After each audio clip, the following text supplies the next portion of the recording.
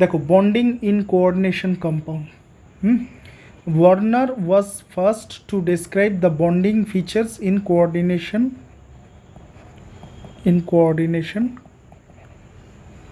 compound. But এর যে theory সেটা কিছু কয়েকটা কোশ্চেনের উত্তর দিতে পারে না। কি কি question?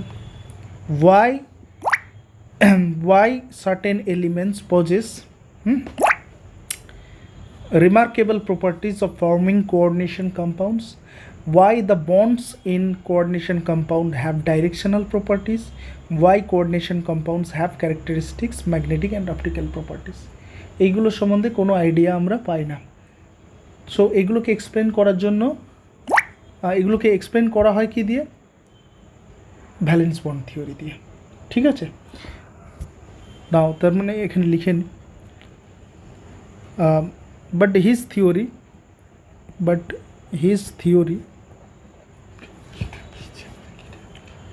could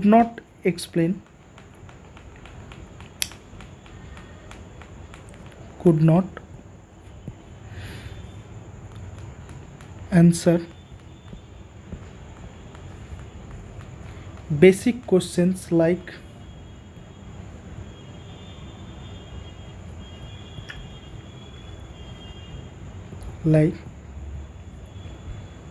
why certain elements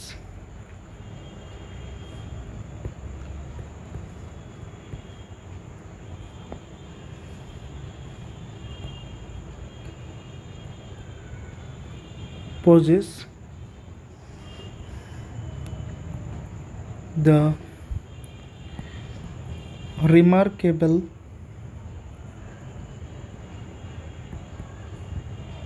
properties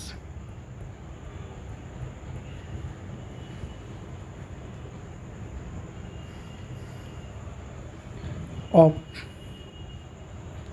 forming coordination compound.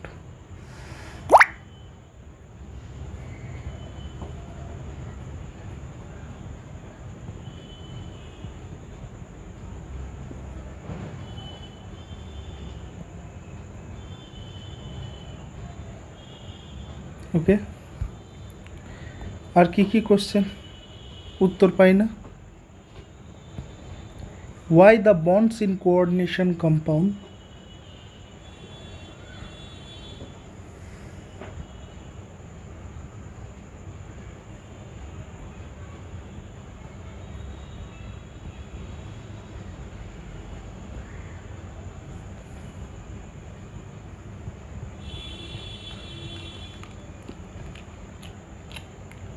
have directional properties.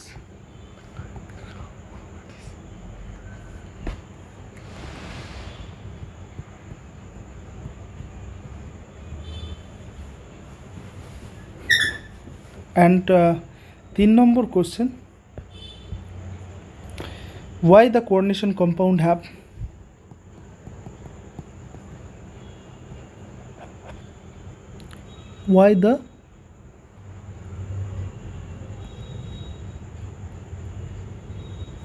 coordination compounds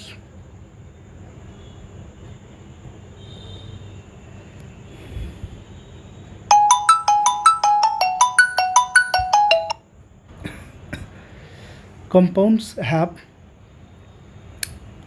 characteristics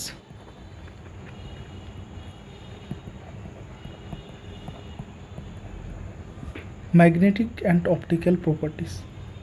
কি বললাম? Magnetic and optical property.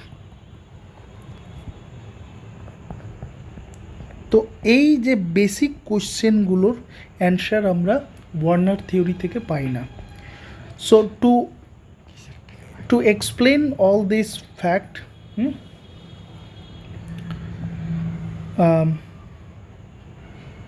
to explain the nature of bonding in coordination compounds, valence bond theory, crystal field theory and ligand field theory and molecular orbital theory have been put forward. Now তাহলে many approaches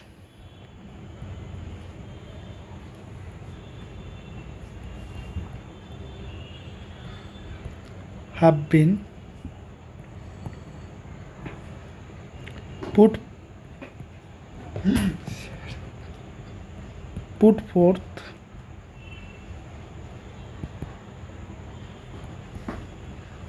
to explain the nature of bonding in coordination compound. The nature of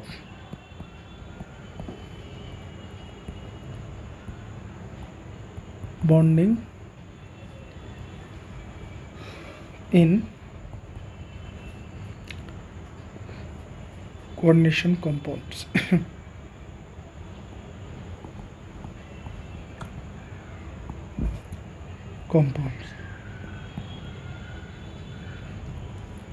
নাও এই অ্যাপ্রোচগুলো কি কি? এক নম্বর হচ্ছে valence bond theory,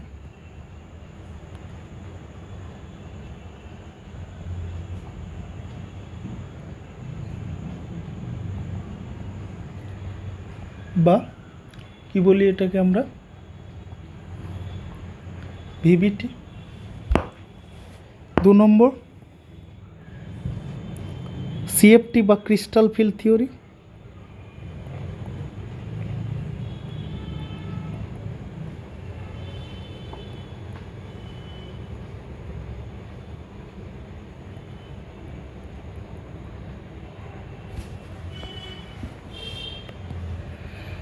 Number 3, ligand field theory.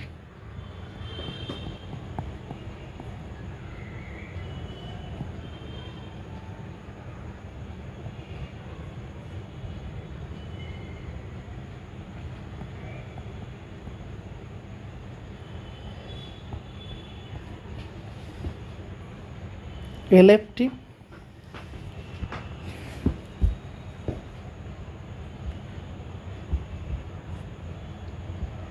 চার নম্বর molecular orbital theory.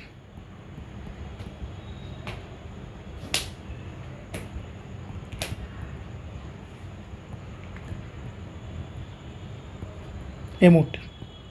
না আমরা এই ক্লাস 12-এ মানে আমাদের যেটুকু স্কোপে আছে সেটা হচ্ছে এই দুটো।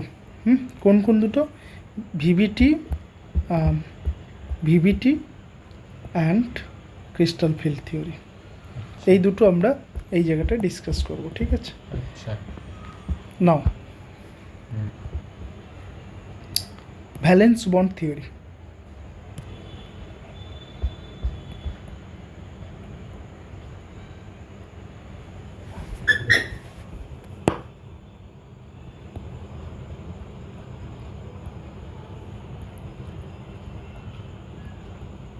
और VBT। So according to this theory, central metal কি করবে? এই সেন্ট্রাল মেটালের যে n-1 D orbital, NS, NP, ND, और আমরা লিখতে পারি ND, NA, NP, NS, এই অরবিটালগুলো কি হয়? ইন্টারমিক্সিং হয়ে গিয়ে ইন্টারমিক্সিং হয়, which is called hybridization. So এগুলো হাইব্রিডাইজড হয়ে গিয়ে একটা নিউ সেট অফ ইকুইভ্যালেন্ট এনার্জির অরবিটাল তৈরি করে। কি বললাম? এই যে সেন্ট্রাল অ্যাটম আছে অ্যাকর্ডিং টু ভিভিটির কি করে? সেন্ট্রাল অ্যাটম তার n-1 D electron, n-d, NS and NP, অথবা ND, NP অ্যান্ড NS, এই অরবিটালগুলো ইন্টারমিক্সিং হয়। ইন্টারমিক্সিং হয়ে গিয়ে একটা ইকুইভ্যালেন্ট সেট অফ অরবিটাল তৈরি করে, যে অরবিটালগুলোর সাথে লিগ্যান্ড কি করে? বন্ড তৈরি করে, কোঅর্ডিনেট বন্ড তৈরি করে, ঠিক আছে? যেটা আমরা হাইব্রিডাইজেশন আগে পড়েছি, সেম কনসেপ্ট আমরা যে কেমিক্যাল বন্ডিংয়ে যেটা পড়েছি সেটা এখানেও একই রকম কনসেপ্টটা। আচ্ছা, তাহলে এখন আমরা যেটা বললাম এটা একটু লিখে নিই। According to this theory,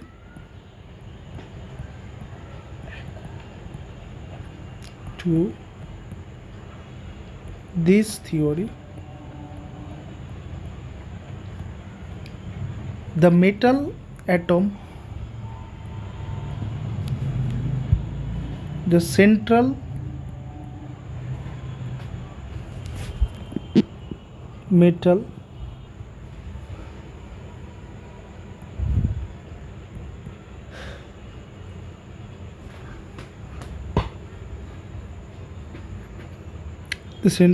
atom or ion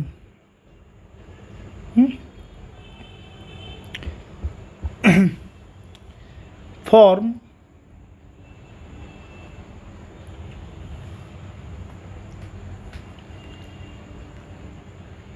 a set of equivalent orbital by hybridization. A set of equivalent hybridized orbital,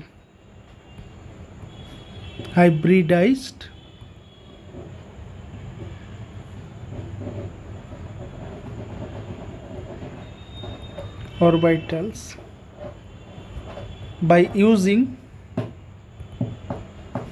n-1 d and npns orbital.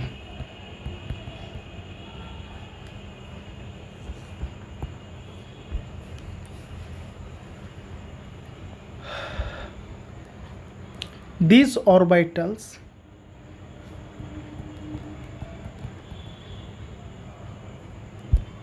are allowed to overlap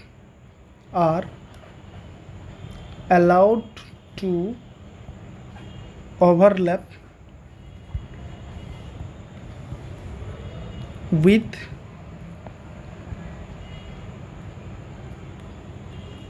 ligand orbital that can donate electron pair for bonding, that can donate electron pair for bonding.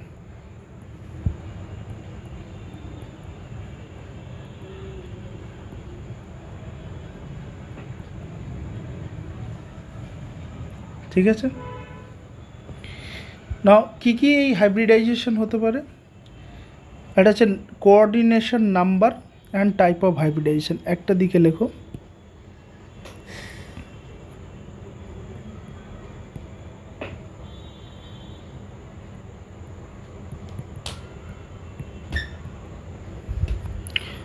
Coordination number, আর একটা সাইডে লেখো type of hybridization.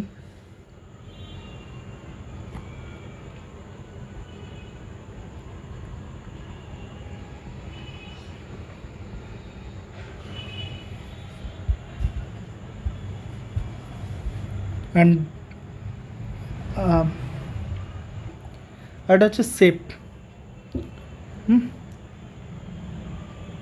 বা distribution of hybrid orbital in space, distribution of hybrid orbital in space, বা যেটাকে আমরা geometry বলি, hybridised orbital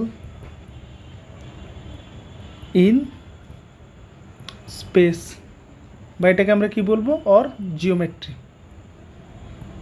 ঠিক, আচ্ছা আচ্ছা, আরেকটা জিনিস করা যেতে পারে, এটাকে মাঝখানে একটা ওই অ্যারেঞ্জমেন্টটা আমরা দেখিয়ে দেবো।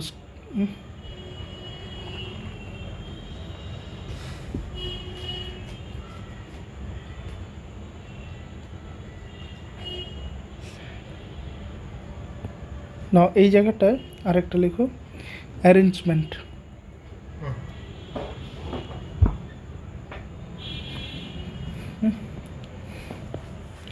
তো যদি এটা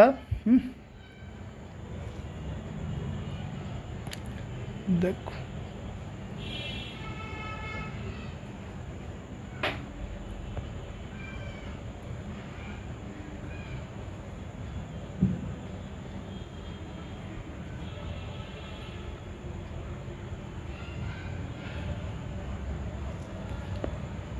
আচ্ছা, কোঅর্ডিনেশন নাম্বার যদি 4 হয় তাহলে কি হতে পারে, টাইপ অফ হাইব্রিডাইজেশন কি হবে, sp3। ওকে, আর যদি অ্যারেঞ্জমেন্ট কি হবে sp3-তে, টেট্রাহেড্রাল, হ্যাঁ কি না, টেট্রাহেড্রাল।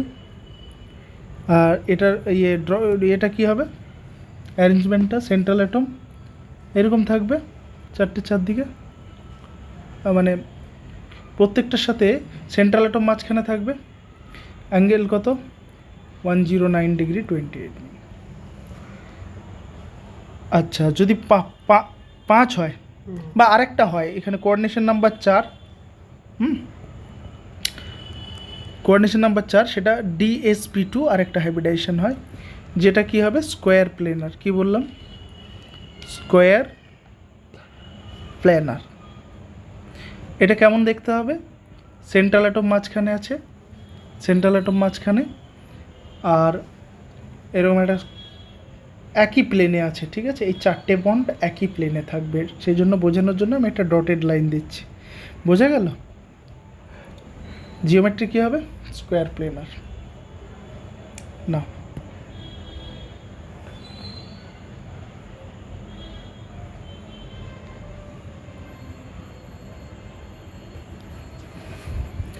আচ্ছা, এরপর যদি এটা 5 হয় তাহলে কি হবে, যদি 5 হয়, sp3d। জিওমেট্রি কী হবে বা অ্যারেঞ্জমেন্ট, ট্রাইগোনাল বাইপিরামিডাল।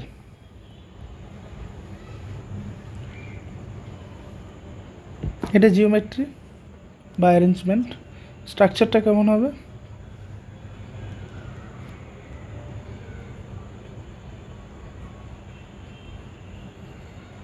এই যে ট্রাইগোনাল, উপরে একটা বন্ড, সেন্ট্রাল অ্যাটমের নিচে একটা, বোঝা গেল না। যদি 6 হয়, কোঅর্ডিনেশন নাম্বার 6, তাহলে হাইব্রিডাইজেশন হবে sp3d2 হতে পারে, অথবা d2sp3ও হতে পারে।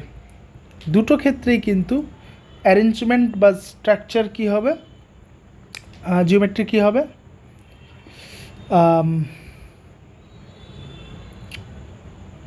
অক্টাহেড্রাল।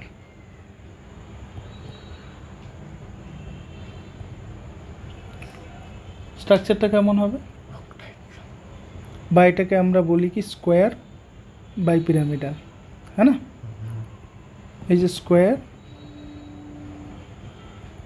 বাইপিরামিডাল, উপরে একটা নিচে একটা।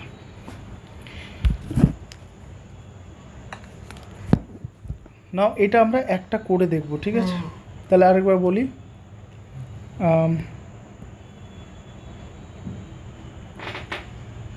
দেখো, তাহলে ভিভিটিতে 4 হলে কী হবে, coordination number sp3, arrangement tetrahedral, আর স্ট্রাকচারটা কেমন হবে, স্ট্রাকচার টেট্রাহেড্রাল স্ট্রাকচার যেমন হয়।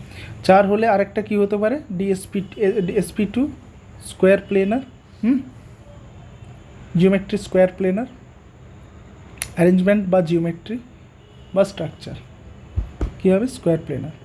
আচ্ছা, 5 হলে কী হবে, sp3d, ট্রাইগোনাল বাইপিরামিডাল, ঠিক আছে, ট্রাইগোনাল বাইপিরামিডাল, এই একটা প্লেনে থাকবে 3টে, আর একটা উপরে নিচে। 6 হলে কী হবে, sp3d2 or d2sp3। ডি যদি বাইরে থাকে, this is called outer D orbital complex, আর ডি যদি ভেতরে থাকে, এটা কি বলবো, ইনার ডি অরবিটাল কমপ্লেক্স। কি বললাম, যদি sp3d2 হয়, that is called outer D orbital complex, আর ডিটা যদি ভেতরে থাকে কি বলবো, ইনার ডি অরবিটাল কমপ্লেক্স। দুটো ক্ষেত্রে কি হবে, অক্টাহেড্রাল। 4টে একই প্লেনে থাকবে, একটা উপরে একটা নিচে।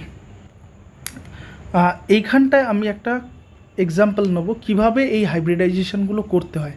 আমরা জেনারেলি কেমিক্যাল বন্ডিংয়ে যে প্রসেসে হাইব্রিডাইজেশন করেছি, এখানে কিন্তু আলাদা প্রসেস। কোঅর্ডিনেশন কম্পাউন্ডের ক্ষেত্রে হাইব্রিডাইজেশনের প্রসেসটা আলাদা। দেখো, আমি একটা এক্সাম্পল নিচ্ছি, কয়েকটা এক্সাম্পল নিচ্ছি কিভাবে কোঅর্ডিনেশন কম্পাউন্ডের ক্ষেত্রে হাইব্রিডাইজেশন বার করতে হয়। ফার্স্ট আমি একটা এক্সাম্পল নিচ্ছি, সেটা হচ্ছে, ফার্স্ট কতগুলো জিনিস আমি বলে দিই, যেগুলো পরেও পড়ব। CN-CO, এইগুলোকে বলা হয় স্ট্রং ফিল্ড লিগ্যান্ড। লিগ্যান্ডের স্ট্রেংথ অনুযায়ী আমরা লিগ্যান্ডকে ইনক্রিজিং অর্ডার অফ দেয়ার স্ট্রেংথটা কি, স্ট্রেংথটা আমরা পরে পড়বো। আমরা লিগ্যান্ডকে দুভাগে ভাগ করতে পারি, একটা স্ট্রং ফিল্ড লিগ্যান্ড আর একটা উইক ফিল্ড লিগ্যান্ড। কী বললাম? স্ট্রং ফিল্ড আর weak field ligand. Strong field ligand আর একটা উইক ফিল্ড লিগ্যান্ড। এবারে এইগুলোকে স্ট্রং ফিল্ড লিগ্যান্ড। এরা কী করে strong field ligand? Strong field ligand হচ্ছে একটা জায়গায় হ্যাবিটেশন করতে গিয়ে আসবে ইনফ্লুয়েন্স অফ লিগ্যান্ড। তো ইনফ্লুয়েন্স অফ লিগ্যান্ডের জায়গায় যদি এই জিনিসগুলো স্ট্রং ফিল্ড হয়, যদি এইগুলো স্ট্রং ফিল্ড লিগ্যান্ড হয়, তাহলে কি করবে? আনপেয়ার্ড ইলেকট্রনগুলোকে পেয়ার আপ করে দেবে। কি বললাম? স্ট্রং ফিল্ড লিগ্যান্ড কী করে? Pair up all unpaired electron,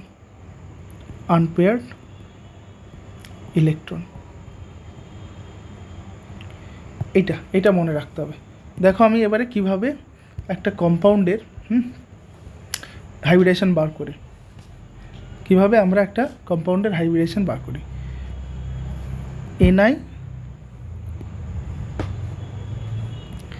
NiCl NiCl4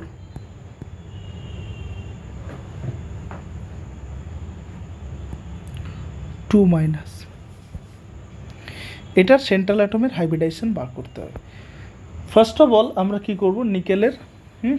নিকেলের ইয়ে করে নেব, ইলেকট্রনিক কনফিগারেশন। নিকেলের কত? 28। এর ইলেকট্রনিক কনফিগারেশন কত হবে? 1s2 2s2 2p6 3s2। আমাদের কিন্তু ডি ব্লক এলিমেন্টগুলোর কনফিগারেশনটা মাথায় রাখতে হবে। 1s2 2s2 2p6 3s2 3p6 4s2 3d কত? নিকেলের কত? 28, তাহলে বাকি থাকছে 8। আচ্ছা, এই পর্যন্তকে বারবার লিখবো না, আমরা এটাকে আর্গন হিসাবে লিখছি। তাহলে Ni এর গ্রাউন্ড স্টেটে কনফিগারেশন কি? Argon 18 4s2। আমরা হাইব্রিডাইজেশনের সুবিধার্থে 3dটাকে আগে লিখব, 3d 8 আর 4sটা পরে লিখব। কিন্তু মনে রাখতে হবে ইলেকট্রন ঢোকার সময় আগে 4sে ঢুকবে, তারপরে 3dতে। শুধু এটা আগে পরে করে নিলাম এখানে হাইব্রিডেশনের সুবিধার্থে। নাও এবারে এই ডিতে কটা ইলেকট্রন আছে বাবা? বলো কটা ইলেকট্রন আছে? 8 ইলেকট্রন। 1 2 3 4 5 6 7 8। নাও এসে কটা ইলেকট্রন আছে? 2টো ইলেকট্রন আছে। এবার এইখানটায় দেখো, এখানে তুমি সেই রেডক্সে যেরকম আমরা বার করে নিয়েছিলাম, অক্সিডেশন নাম্বারটা বার করতে হবে। Let the oxidation number of এই নিকেল বি এক্স। নাও এক্স প্লাস 4 ইন্টু সিএলের কত? -1 ইজ ইকুয়াল টু -2। তাহলে এক্স ইজ ইকুয়ালস টু কত হবে? +2। তার মানে নিকেল এই কম্পাউন্ডের মধ্যে নিকেল কত স্টেটে আছে? +2 অক্সিডেশন স্টেটে। তাহলে এইখানটায় পরের স্টেপে কি করতে হবে? নিকেল +2তে আছে, তাহলে 2টো ইলেকট্রন বেরোনোর সময় কোথায় বেরোবে? ভ্যালেন্স সেল কি এখানে? 4s, তাহলে বেরোনোর সময় 4s থেকেই বেরোবে। মনে রাখতে হবে ঢোকার সময় আগে ঢুকবে 4sে, কিন্তু বেরোনোর সময় আগে, মানে ঢোকার সময় প্রথমে 4sে ঢুকবে, তারপর 3dতে। বেরোনোর সময় 4s থেকে বেরোবে। তাহলে নিকেল +2 স্টেটে আছে, তাহলে বেরোবে কটা থেকে ইলেকট্রন? Argon 18 3d 8 1। তাহলে 4s কত হয়ে যাবে? 0, তাই তো? 4s থেকেই আগে বেরোবে, 4s থেকে 0 হবে। আর এখানটা বসিয়ে দাও 1 2 3। নাও এখানে কিন্তু একটা 4p আছে, 4d আছে। আমরা এই চাইলে এইগুলোকে নিয়ে আসতে পারি।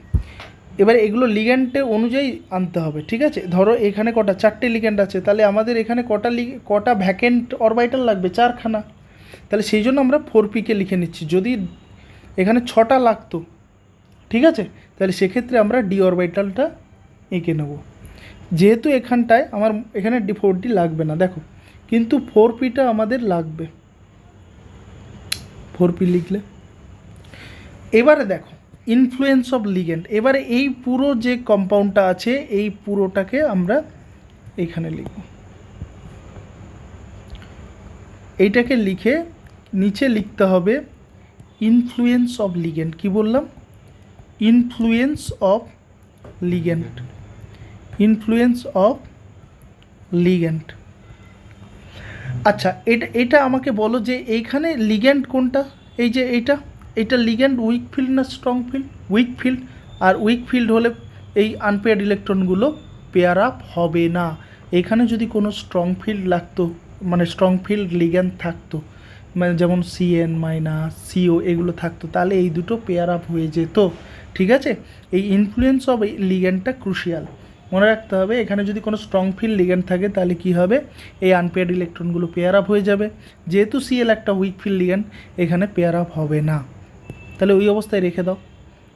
আর্গন 18, আর্গন 18,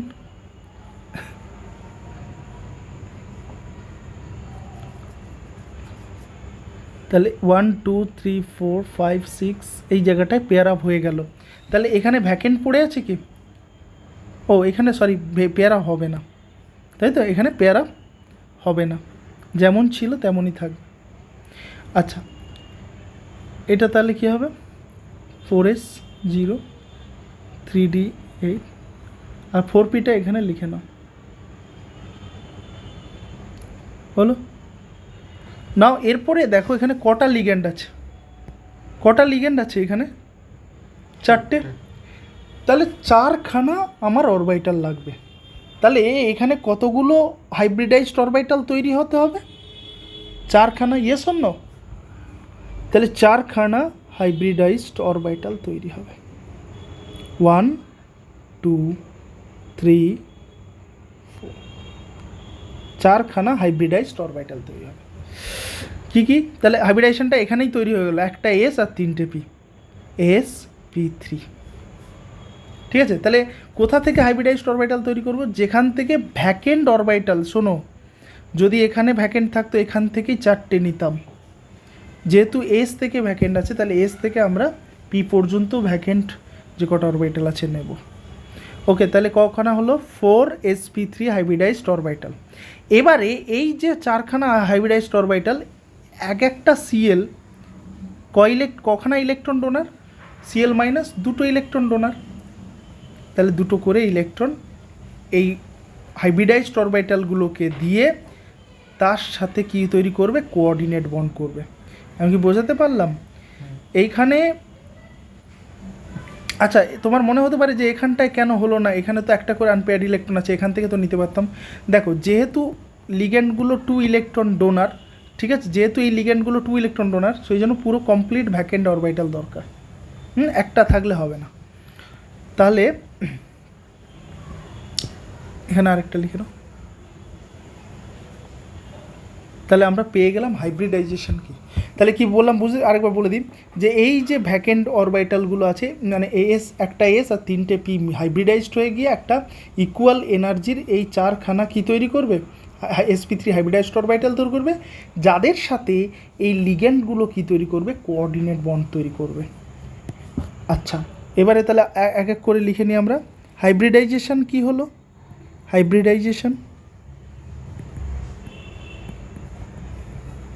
হাইব্রিডাইজেশন হলো sp3। জিওমেট্রি কি হলো? জিওমেট্রি বা অ্যারেঞ্জমেন্ট টেট্রাহেড্রাল,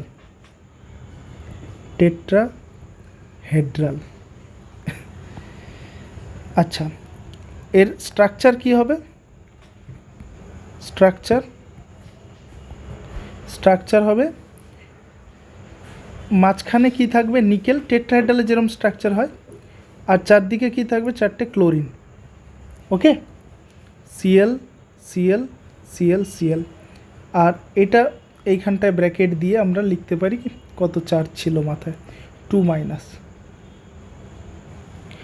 আচ্ছা, এবারে আসি এর ম্যাগনেটিজম। ম্যাগনেটিজম বলতে এটা প্যারাম্যাগনেটিক না ডায়াম্যাগনেটিক। দেখো, প্যারাম্যাগনেটিক না ডায়াম্যাগনেটিক এটা আমরা বুঝবো কীভাবে? এটা যদি এই জায়গাটা আনপেয়ার্ড ইলেকট্রন, এই যে দেখো, এই ইনফ্লুয়েন্স অফ লিগ্যান্ডে যদি আনপেয়ার্ড ইলেকট্রন থাকে, এই যে আনপেয়ার্ড ইলেকট্রন আছে তো কটা, দুটো, যদি আনপেয়ার্ড ইলেকট্রন থাকে তাহলে সেটা প্যারাম্যাগনেটিক, আর না থাকলে ডায়াম্যাগনেটিক। প্যারাম্যাগনেটিক কাকে বলবো? যেগুলো weakly attracted by magnetic field is called paramagnetic substance. And diamagnetic substance কাদেরকে বলবো? যেগুলো weakly repelled by magnetic field is called diamagnetic. আর আমরা ইলেকট্রন দেখে কীভাবে বুঝবো? যদি আনপেয়ার্ড ইলেকট্রন থাকে তাহলে সেগুলোকে আমরা বলবো প্যারা, আর না থাকলে ডায়া। আচ্ছা, তাহলে এখানে যেহেতু আছে তাহলে এটা কি হয়ে যাবে? প্যারাম্যাগনেটিক। প্যারাম্যাগনেটিক এই হচ্ছে আমাদের কমপ্লিট একটা। যদি পরীক্ষায় আসে কি কি আসবে? এক হচ্ছে এদের হাইব্রিডাইজেশন বার করতে দেবে, 2 নম্বর কী বার করতে দেবে? এদের জিওমেট্রি বা স্ট্রাকচারটা আঁকতে দেবে, আর এর হচ্ছে ম্যাগনেটিজম, প্যারাম্যাগনেটিক। আরেকটা জিনিস বলে দিই, যদি ম্যাগনেটিক মোমেন্ট বার করতে দেয়, ম্যাগনেটিক মোমেন্টকে আমরা মিউ দিয়ে লিখি। Magnetic moment is equals to, magnetic moment বলতে এরকম স্পিন অনলি ম্যাগনেটিক মোমেন্ট, এটা আমরা পরে আরও বলবো D&F ব্লকে। তো mu is equals to, magnetic moment mu is equals to √n into n+2 Bohr magneton. তো এখানে এনটা কি? এন হচ্ছে নাম্বার অফ আনপেয়ার্ড ইলেকট্রন। কি বললাম? Number of unpaired electron. তো আমাদের এই কম্পাউন্ডে কটা আনপেয়ার্ড ইলেকট্রন আছে? দেখো এখানটা কটা আনপেয়ার্ড ইলেকট্রন আছে? এখানে দুটো। তাহলে ম্যাগনেটিক মোমেন্ট কত হবে? √2 ইন্টু 2+2 বোর ম্যাগনেটন। এটা সলভ করলে কত হয়? √8। √8 এর ভ্যালু কত? 2.84 বোর ম্যাগনেটন।